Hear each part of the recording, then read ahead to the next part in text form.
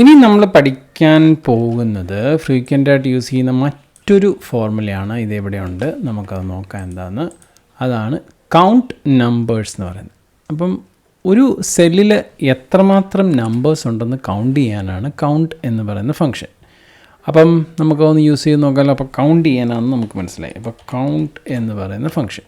അപ്പോൾ അതിനെന്ത് ചെയ്യണം, നമുക്ക് ഇവിടുന്ന് തന്നെ എടുത്ത് നോക്കാം. ഇപ്രാവശ്യം കൗണ്ട് നമ്പേഴ്സ് സെലക്ട് ചെയ്യുന്നു.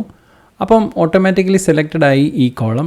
അപ്പോൾ ഇതിനകത്ത് ചോദിച്ചേക്കുന്നത് എത്രമാത്രം നമ്പർ ഉണ്ടെന്ന് കൗണ്ട് ചെയ്യാൻ പോവാണ്. നമുക്കൊന്ന് നോക്കാം, സെലക്ട് ചെയ്ത് നോക്കാം. ഇപ്പോൾ ഇത് പറയുന്നു 6 നമ്പർ ഉണ്ടെന്ന്. ഉണ്ടോ? 1 2 3 4 5 6. ശരിയാ, 6 നമ്പേഴ്സ് ഉണ്ട്. പക്ഷേ നിങ്ങൾ ഈ ഫോർമുല എടുത്ത് നോക്കുകയാണെങ്കിൽ ഇവിടെ ഒരു നമ്പർ ഇല്ല, ഇത് ബ്ലാങ്കാണ്. അപ്പോൾ ഇവിടെ നമുക്ക് ചുമ്മാ ടെസ്റ്റിന് ഒരു നമ്പർ ആഡ് ചെയ്ത് നോക്കാം. അപ്പോൾ 7 കിട്ടുന്നുണ്ട് റിസൾട്ട്. യെസ്, 7 കിട്ടുന്നുണ്ട്. അപ്പോൾ ഇതിൽ നിന്നൊരു കാര്യം മനസ്സിലായി, ഈ ഫോർമുല നമ്മുടെ ബ്ലാങ്ക് സെല്ലിനെ കൗണ്ട് ചെയ്യത്തില്ല.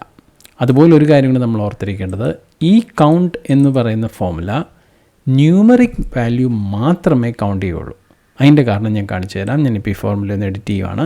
എന്നിട്ട് ഇത് ഇങ്ങനെ കൊടുക്കുകയാണ് എന്ന് വിചാരിക്കുക, A4 to B9. അപ്പം ഈ 2 കോളവും സെലക്ട് ആയിട്ടുണ്ട്. എൻ്റർ അടിച്ചാൽ നിങ്ങൾ നോക്കിയോ 6 കാണിക്കത്തുള്ളൂ. അതിൻ്റെ കാരണം ഇതാണ്, ന്യൂമറിക് വാല്യൂ മാത്രമേ ഇത് സെലക്ട് ചെയ്യത്തുള്ളൂ. No problem. അപ്പം ടെക്സ്റ്റ് നിങ്ങൾക്ക് സെലക്ട് ചെയ്ത് എത്ര ടെക്സ്റ്റ് ഉണ്ടെന്നുള്ളത് നിങ്ങൾക്ക് കണ്ടുപിടിക്കണമെങ്കിലോ, അതിനുള്ള ഫോർമുലയാണ് കൗണ്ട് എ എന്ന് പറയുന്ന ഫോർമുല. അപ്പം ഈക്വൽ ടു കൊടുത്തതിന് ശേഷം നമ്മൾ ഈ പറയുന്ന പോലെ കൗണ്ട് എ ഇവിടെ നിന്ന് ടൈപ്പ് ചെയ്യുവാണ്. കൗണ്ട് എ എന്ന് പറയുന്ന ഫോർമുല വന്നു. ഓക്കെ, എന്നിട്ട് നമ്മൾ ടാബ് കീ പ്രസ് ചെയ്യുന്നു. അപ്പോൾ ആ ഫോർമുല തന്നെ ഫില്ലാകും. എന്നിട്ട് നമ്മുടെ ക്രൈറ്റീരിയ വാല്യൂ ആണ് ഇനി ചോദിക്കുന്നത്. അപ്പോൾ ഞാൻ വീണ്ടും ഇത് രണ്ടും കൂടെ തന്നെ സെലക്ട് ചെയ്യുവാണ്. എന്നിട്ട് ബ്രാക്കറ്റ് ക്ലോസ് ചെയ്യുന്നു. എൻ്റർ അടിച്ച് കഴിഞ്ഞാൽ 12 എന്ന വാല്യൂ കിട്ടി. നോക്കാം, 1 2 3 4 5 6 7 8 9 10 11 12. അപ്പം കൗണ്ട് എ എന്ന് പറയുന്ന ഫംഗ്ഷൻ ന്യൂമറിക്കിനെയും കൗണ്ട് ചെയ്യും, ടെക്സ്റ്റിനെയും കൗണ്ട് ചെയ്യും. ക്ലിയർ അല്ലേ? അപ്പം ഇത് മൊത്തത്തിൽ സെലക്ട് ചെയ്തപ്പോൾ 12 മാച്ചസ് ഉണ്ടെന്ന് മനസ്സിലായി. ഇനി വേറൊരു ഫോർമുലയും കൂടി ഉണ്ട് കൗണ്ട് വെച്ചിട്ട്. അത് ബ്ലാങ്ക്സ്, ഒരു സെല്ലിലെ ബ്ലാങ്ക് ആയിട്ടുള്ള സെല്ല് കണ്ടുപിടിക്കാൻ വേണ്ടിയിട്ടാണ്. നമുക്ക് നോക്കാം. ഇപ്പം അതിൻ്റെ ഫോർമുല എന്ന് പറയുന്നത് കൗണ്ട് ബ്ലാങ്ക് എന്നാണ് ആ ഫോർമുലയുടെ പേര്. നോക്കാം. ഈക്വൽ ടു കൗണ്ട് ബ്ലാങ്ക് എന്ന് പറയുന്ന ഫോർമുല ഇവിടെയുണ്ട്. ജസ്റ്റ് എക്സിക്യൂട്ട് ചെയ്യുന്നു, ടാബ് അടിച്ചു കഴിഞ്ഞാൽ. എന്നിട്ട് ഞാനിത് സെലക്ട് ചെയ്യുന്നതോടൊപ്പം ഈ താഴത്തെ സെല്ലൂടെ സെലക്ട് ചെയ്തിട്ടുണ്ട്. അപ്പം ശരിക്കും പറഞ്ഞാൽ ബ്ലാങ്ക് ആയിട്ട് ഇതിനകത്തുള്ളത് 2 സെല്ലുകളാണ്. അപ്പോൾ 2 ആയിരിക്കണം നമുക്ക് കിട്ടേണ്ട ഉത്തരം. നമുക്ക് നോക്കാം. എൻ്റർ അടിച്ചു കഴിഞ്ഞാൽ 2 കിട്ടിയത്. കാരണം ഇത്രയും സെല്ലിൽ ബ്ലാങ്ക് ആയിട്ടുള്ള 2 സെല്ലുകളാണുള്ളത്. 1 2, ആ 2 ഇവിടെ കാണിച്ചേക്കുന്നത്. അപ്പോൾ കൗണ്ട് എന്ന് പറയുന്ന ഫംഗ്ഷൻ്റെ 3 യൂസേജ് നമ്മൾ പഠിച്ചു. ഒന്ന്, വെറും കൗണ്ട് ഉപയോഗിച്ച് കഴിഞ്ഞാൽ ന്യൂമറിക്ക് മാത്രം കിട്ടും.